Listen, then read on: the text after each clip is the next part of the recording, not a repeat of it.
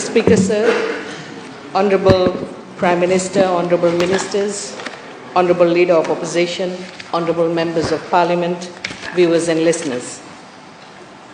Thank you, Mr. Speaker, sir, for the opportunity to speak in support of the 2022-2023 National Budget.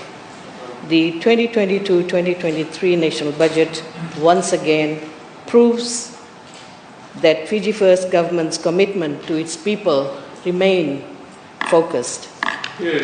This budget puts Fiji and Fijians on the path of social and economic recovery and seeks to lessen the economic shock caused by the COVID-19 pandemic and the war in Ukraine that has pushed up the price of goods and services worldwide. The Minister for Economy, the Permanent Secretary and his team must be commended for a responsible, compassionate and forward-looking budget drawn after a countrywide consultation.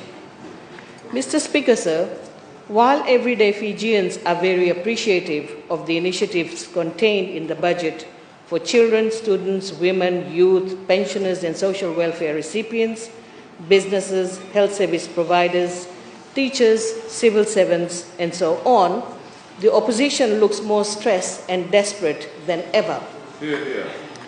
Desperate because it becomes harder for them to convince the people of this country with their lies and misinformation, and stressed because they don't have any alternative measures or policies thus far going forward to the election. Since the budget announcement, the opposition and other failed politicians were busy fabricating misinformation and lies so that they can hoodwink the public and lead them away from the real intentions of the budget, which is to genuinely assist the ordinary Fijians to buffer the high cost of living. In fact, they are being very disrespectful to everyday Fijians for whom the government has been a pillar of support, steering Fiji out of the troubled waters caused by 14 cyclones since 2016 and a once-in-a-century deadly pandemic affecting lives and livelihood. The FijiFirst Government provided relief and support to the most vulnerable Fijians and continue to do so. Relief measures, which the opposition term as freebies or handouts, is insulting Fijians who are facing hardship. And some of these people are your own relatives, your neighbors, your friends that you know of. Whenever the government provides assistance to our people, the opposition panics and calls it freebies and handouts, because posturing is more important to them than actually helping the people they pretend they're speaking for.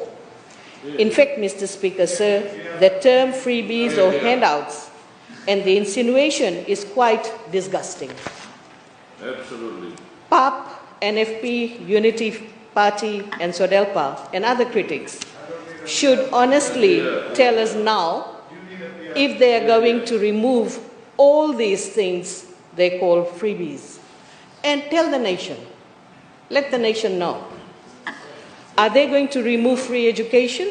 It seems like it, because according to them, it's a freebie. Are they going to remove electricity and water subsidies?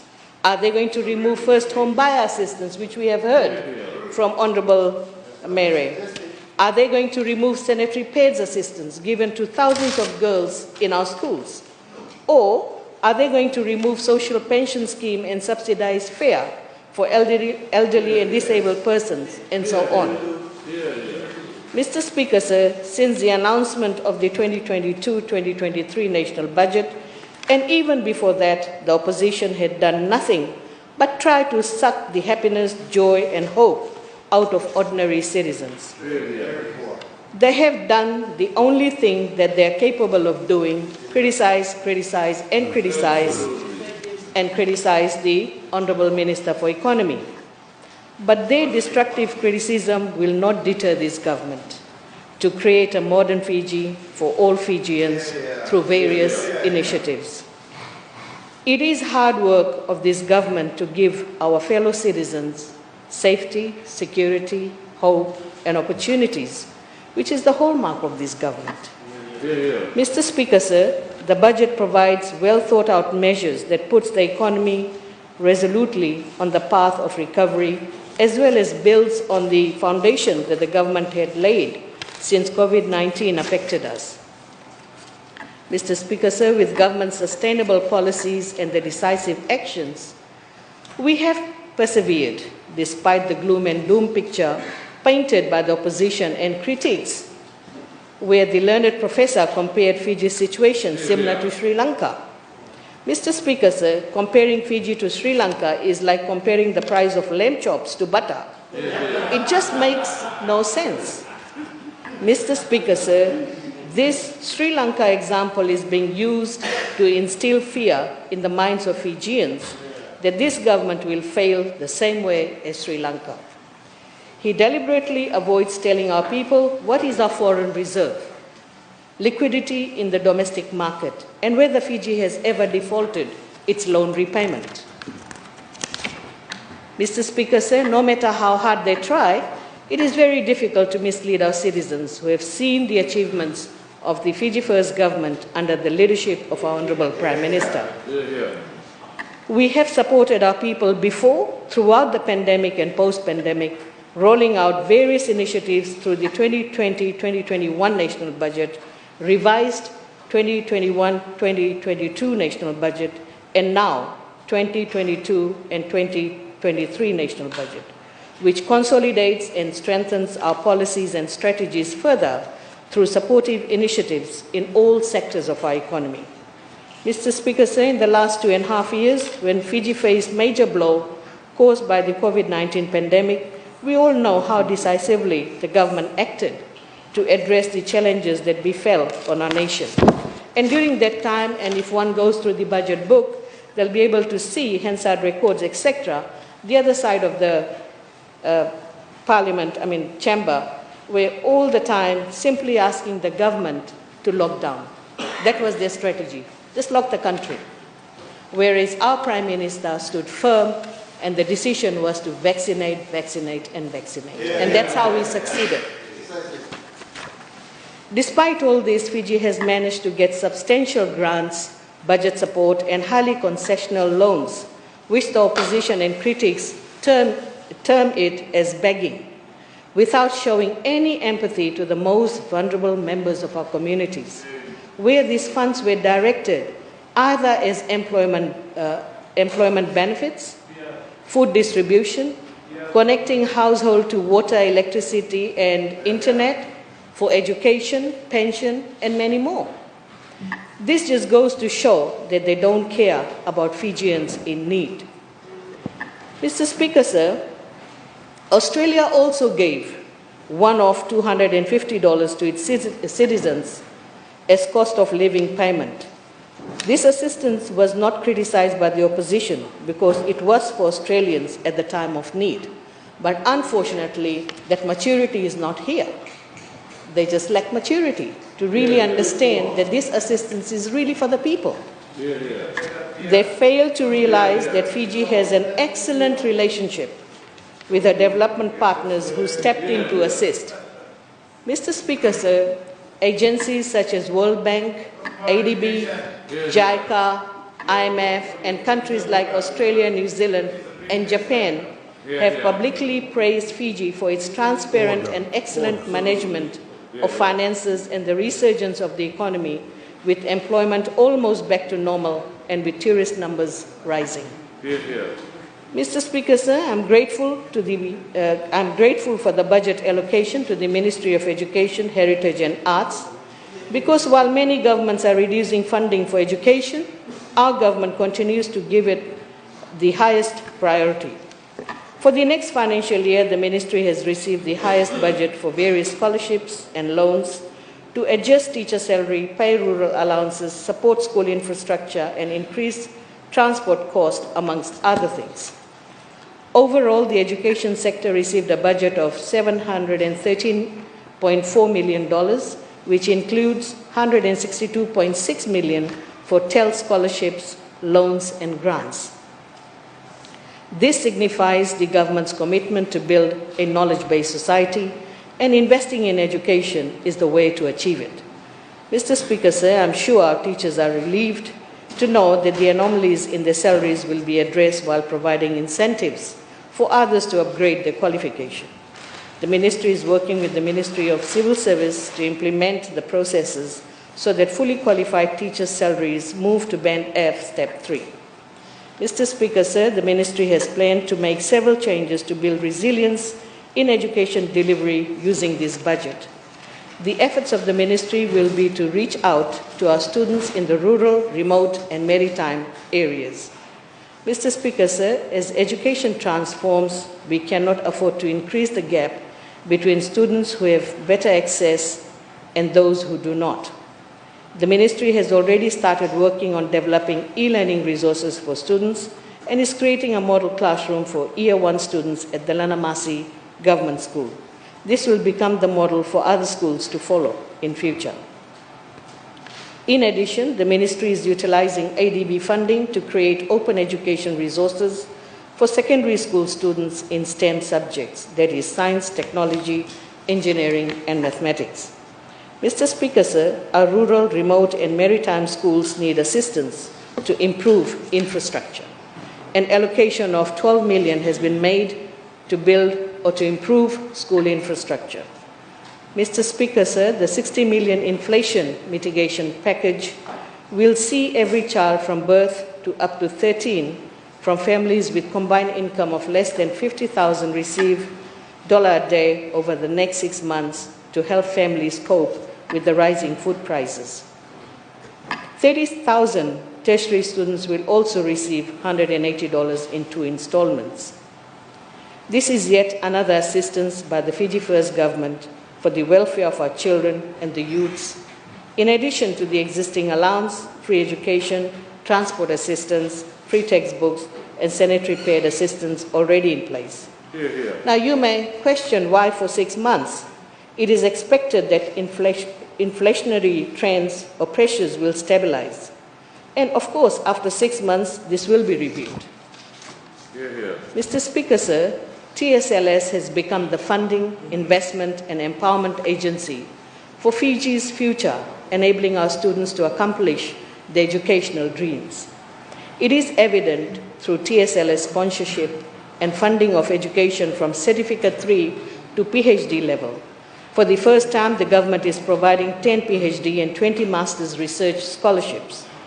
In the new financial year, the government has allocated 8,000 awards for TELS and doubled the scholarship from 600 to 1,200 awards. The rebranding of TVET to skills qualification is a positive measure of equal respect and importance to change the mindset slowly towards this study. We are not only reinstating overseas scholarship, but also doubling allocation from 20 to 40. This also includes overseas scholarship for skills qualification. This allocation is our commitment to empowering Fijians through qualifications that are not available locally. Mr. Speaker, sir, the provision of grants to achieve micro-qualifications in construction skill set will help provide much-needed boost to the construction industry workforce. A total of 200 grants of up to $500 per student have been allocated for this purpose.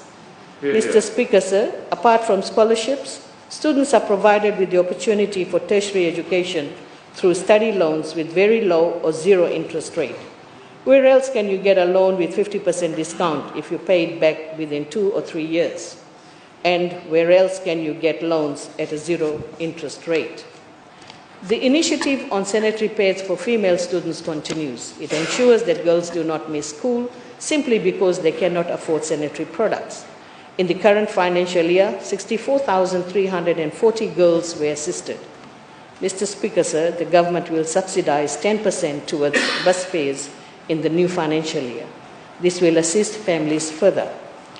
This year, 93,114 students were assisted with bus fare, and over 34,000 students use more than 500 RSL service providers. These are primarily small businesses in the rural, remote, and maritime areas. An additional 16.9 million has been allocated to meet increase in bus fares and increased costs to RSL service providers. Mr. Speaker, education is a sector that has been severely affected globally by the pandemic. Consequently, there have been several discussions globally about transforming education to build resilience to avoid such shocks causing devastating impact in the future. Mr. Speaker, sir, for this transformation, the Secretary General of the United Nations will hold the Education Summit during the UN General Assembly in September. It will take global commitment, adequate financing, and long-term investment to transform education so that it is resilient and fit for purpose. Mr. Speaker, sir, I'm also proud to say that Fiji is co-chairing with Belgium the thematic area on financing education at the Transforming Education Summit in September. Mr. Speaker, sir, Fiji recently became a member of the Global Partnership in Education, the largest multilateral body that funds education initiatives. We have received over $500,000 to develop Fiji's 10-year education sector plan. I know we've been talking a lot in this Parliament about Education Commission, setting up Education Commission to review the education sector, but this 10-year education sector plan will just do that. And we anticipate that this plan will be ready by mid-2023. It will be done through consultation, and this plan is going to be different from the Education Commission report, which had hundreds of recommendations. This will analyze each sector clearly with budget and implementation plan so that it can be monitored properly. Mr. Speaker, sir, let me respond to Honorable Lewere regarding grog consumption. We all know not all teachers drink grog. We also know if teachers drink grog after school, it's not anyone's concern. Obviously, our concern or anyone's concern should be when a teacher does not turn up to school, or if he or she is in the school but disappears in the quarters to take a nap. That is a concern. This topic was discussed at Fiji Principals Association meeting, and it was simply an employer-employee discussion where the principals were told to be vigilant because of the complaints being received from the school management committee members as well as the parents. And it simply means that you are trying to disregard this discipline issue. Are you encouraging indiscipline in schools, which will have an impact on our students? And we are investing over $700 million. Honorable Minister, don't carry out a conversation with Honorable Lewere. Let me now turn to the Ministry of Local Government. Through the Speaker. Mr. Speaker, sir, let me turn to the Ministry of Local Government. Its budgetary allocation of $20.6 million is an increase by 95%. Mr. Speaker, sir, local government is at the heart of our communities, providing essential and everyday services to our citizens to make our cities and towns a better place to live, visit, and invest. Mr. Speaker, sir, funds have been allocated for capital projects to financially strengthen municipal councils. Tavuni Satellite Project, for Tavuni Satellite Market, $75,000 from Rural Local Authority grant will go towards the site preparation, survey works, and land acquisition. And I take this opportunity to thank the Leader of Opposition for facilitating a suitable site for a market in Nangara. The current Navo market, built in the 1970s along the riverbank, has limited space which caters for vendors from Benga, Rewanga, and Serua Namosi province. $200,000 is allocated to undertake preparatory work to relocate to current Navua police station site. Mr. Speaker, sir, the Navua police station will move to old hospital site. Nakasi market, Mr. Speaker, sir, $750,000 is provided for the new Nakasi market behind RB South Point to relocate roadside vendors. Construction to begin by the end of this year. In other words, the tender was called and the tender assessment, we are at the tender assessment stage. Savu Savu market, the awarding of tender to build the new and modern Savu Savu market based on the Blue Town concept is underway with groundbreaking scheduled for late August. This market will have a coffee shop, an information booth, antique boutique, a handicraft area, food kiosk, and 150-seat conference room. Mr. Speaker, sir, Levuka Market is in the construction phase. A sum of 1.7 million is allocated to complete this project. Mr. Speaker, sir, the Local Government Act review, as mentioned earlier on in the Parliament, considering the review of Town and Country Planning Act and Subdivision Act is now complete, it is time to review the Local Government Act to meet the changing demands of the ratepayers and communities. $50,000 is allocated for the review. Mr. Speaker, sir, the 2020, 2023, 2022 and 2023 national budget has been hailed as a responsible, compassionate and creative budget by all sections of the community, except the usual critics who are known to oppose everything that this government does. This government will continue to do what is best for our people, and we will continue providing opportunities for our people to prosper. We will continue to build one nation for all Fijians, rather than dividing. Mr. Speaker, sir, I support the 2022-2023 national budget as presented. Thank you.